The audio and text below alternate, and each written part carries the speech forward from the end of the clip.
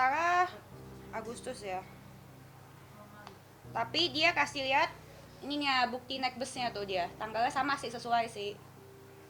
Dia naik bus dari Lombok ke Jakarta untuk ketemu Ria Ricis yang dijanjikan sama si Medina. Dari temennya itu kan juga kalau nggak salah mereka tuh punya tim Ricis tuh punya apa sih? The Ricis ya? Fanbase gitu The Ricis. Nah, terus kayak gitu temennya dia namanya siapa? Cici ya? Cici ya namanya? Namanya Cici, temannya dia tuh namanya Cici. Nah, si Cici ini adalah teman dari bukan temannya dari media, dari staffnya Medina. Jadi staffnya si Medina ini siapa namanya tadi yang fashionin dia? Siapa? Ah? Kalau nggak salah Yani. Tapi untuk yang benernya nonton YouTube saya namanya siapa? Nah, misalkan sebut saja dia Rani ya. Nah, si Rani ini kerja di MD Glowing, MD Klinik yang udah katanya udah bangkrut itu, yang di sini Jakarta. Nah, temennya jadi percaya dong. Terus udah gitu secara kata si korban ini, karena ya dia kan verified, akunnya centang biru, punya klinik banyak, apa segala macem, pengusaha. Terus udah gitu masa iya bohong, masa iya nipu gitu. Terus dia gitu dia juga sempet video call sama si Medina, katanya cuma 5 menit. Tapi saya kan belum lihat buktinya yang itu, jadi saya nggak bisa ngomong menyatakan benar atau enggak. Yang saya lihat di sini buktinya yaitu ada tiket kereta sama tiket pesawat gitu. Kedua-duanya ke Medina langsung akhirnya di chat, sempat ke Medina langsung kan, mereka sempat video call. Terus si Medina juga sempat adanya melakukan yang namanya bujuk rayu, bujuk rayu ya, sempat adanya bujuk rayu, sama modusnya tuh semua sama, dibujuk dirayu-rayu, kamu jangan ini loh, kamu udah terpilih sama Ricis, terus disuruh cepet-cepet transfer DP katanya, soalnya kalau misalkan bukan kamu ada lagi nih yang mau gitu, tapi kamu udah dipilih sama Ricis karena kamu dapat nomor 20 gitu. Jadi makanya transfernya itu kalau nggak salah 7.020.000 karena kamu adalah yang nomor 20 gitu. Terus dia gitu dia cari-cari si Medina terus, lama-lama dia menghilang, nggak ada kejelasan gitu. Udah nggak ada kejelasan, terus tiba-tiba dia sampai Jakarta, jadi bengong doang gitu di hotel kata dia. Selama 10 hari itu. Chatnya itu kan nomornya kan yang saya bilang, kalau misalkan dia bilang dia video call langsung, saya kan nggak bisa percaya karena saya belum bisa lihat langsung ya. Tapi kalau misalkan dari cerita apa segala macam, dari tiket bus sama dari apanya sesuai sama yang dengan dia omongkan gitu. Kalau misalkan dari hati nurani percaya karena ceritanya nyambung dengan modusnya, sesuai pengancaman apa segala macam gitu. Sama kayak ke aku juga, sama aku bisa ngomong dengan berani ini karena ya memang kebenarannya terjadi seperti itu gitu.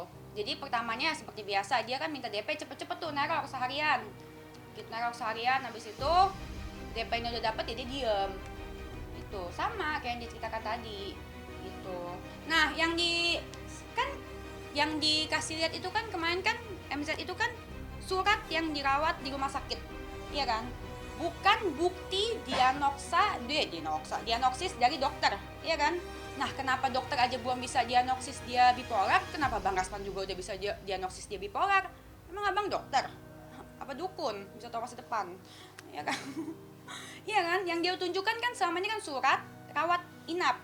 Iya kan? Bisa aja ya. Namanya saya mah udah pernah jadi korban, jadi saya mah otaknya wajar aja dong. Jadi netting terus, bukti transfer aja bisa dikasih palsu, segala macam. Nah, kalau misalkan dirawat, oke lah dirawat, tapi kan belum ada surat diagnosis tertulis dia bipolar kan? Ada nggak? Pernah nggak dia tunjukin? Belum kan? Kenapa dia bisa? Dokter aja berarti belum tahu dong dia bipolar atau enggak. Kenapa dia bisa ngomong ke semua orang gitu? Medina itu bipolar tingkat akut, ya kan? Emangnya rematik akut? Dia aja udah ngomong ke semua orang kan, kalau misalkan Medina ini bipolar akut apa segala macam, sampai dikomplain sama Bipolar Care Indonesia. Lihat nggak kemarin? Nah, ada bipolar akut, adanya tipe gitu. Itu yang saya ingat ya, karena kan saya juga bukan psikiater, bukan ranah saya itu. Sama sepertinya itu bukan ranah Abang Rasman tersayang aku kan.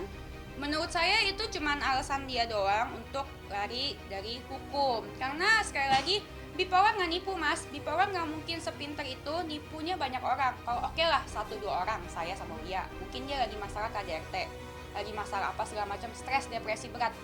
Tapi kan dia nipunya udah dari tahun kapan, iya kan? Ini yang saya update, mas lebih update lah. Dia dari tahun kapan sih kasus nipunya? Coba jawab. Dari tas-tas itu berapa tahun yang lalu? 1 uci for dia 1 tahun lalu, ya kan? Kenapa mas-mas nggak berani jawab ya? Terus udah emang bukan 1 tahun 2 tahun kan? Emang sudah lama itu. Dan kenapa baru sekarang dia masuk rumah sakit apa segala macam? Emang bisa ya? Saya mau nanya dong. Ini saya nanya ya, untuk semua psikiater emang bisa ya orang mendadak bipolar? Mendadak semua orang udah rame nih heboh kasusnya. Terus segitu tiba-tiba semua pada laporin dia. Terus dia tiba-tiba mendadak bipolar masuk rumah sakit. Begitu. Saya mengerti banget, saya sangat amat mengerti. Namanya semua pengusaha itu pasti ada dalam masa-masa sulit, bukan pengusaha aja lah, mas-mas wartawan juga, apalagi lagi Covid. Iya kan? Semuanya punya masa-masa sulit. Semuanya punya masalah masing-masing di rumah. Stres, apa segala macam pasti ada lah. Tapi kan jalan keluarnya bukan nipu. Kita hadapin dengan benar, usaha yang lain kek, apa kek, segala macam. Kita usaha benar. Gitu, jangan nipu. Kalau nipu kan itu merugikan orang. Apalagi yang ditipu bukannya orang kaya doang, bukannya tengah doang. Yang kayak tadi contohnya korbannya tuh, gimana tuh? Iya, sedang dirawat, benar. Kan kemarin aku udah titip bunga buat dia. Udah kirim bunga aku. Ucapannya get well soon Medina, love Denis Karyasta. Dia berarti meragukan surat dia bipolar. Oh iya, mana? Iyalah pastilah, mana surat diagnosis dokternya. Yang bisa mendiagnosis dia bipolar itu dokter atau Bang Rasman? Yang dokter siapa? Iya kan, Bang Rasman kan sebagai kuasa hukum, iya betul, iya kan. Cuman kan dia aja bilang dia lagi dirawat. Kalau lagi dirawat berarti dokter aja belum tahu dong dia sakitnya apa, mas. Iya kan, lagi ditelusuri, ya kan, lagi disembuhkan apa penyakitnya. Kalau misalkan bipolar, ya mana bukti surat diagnosisnya, gitu. Bener nggak? Ya saya nggak bisa yakinin, yang bisa yakinin adalah dokter. Karena kan ranah saya kan sini kan cuman untuk membela yang benar. Masalahnya mana? Kalau misalkan dia bipolar, mana surat bukti diagnosisnya? Masalahnya udah rame, udah kisruh kayak gini. Masa ya dia nggak bisa keluarin nih bukti diagnosis bipolar? Udah, kita semua diem.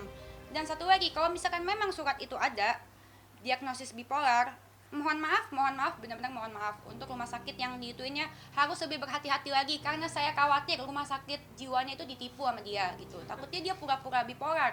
Takutnya, saya kan hanya bisa menghimbau, itu kan tugasnya saya, pembela kebenaran. Saya nggak mau masyarakat ditipu lagi, teman-teman saya ditipu. Apalagi sampai RSJ ini ditipu, termasuk Bang Rasman juga saya khawatir kayaknya Bang Rasman ditipu.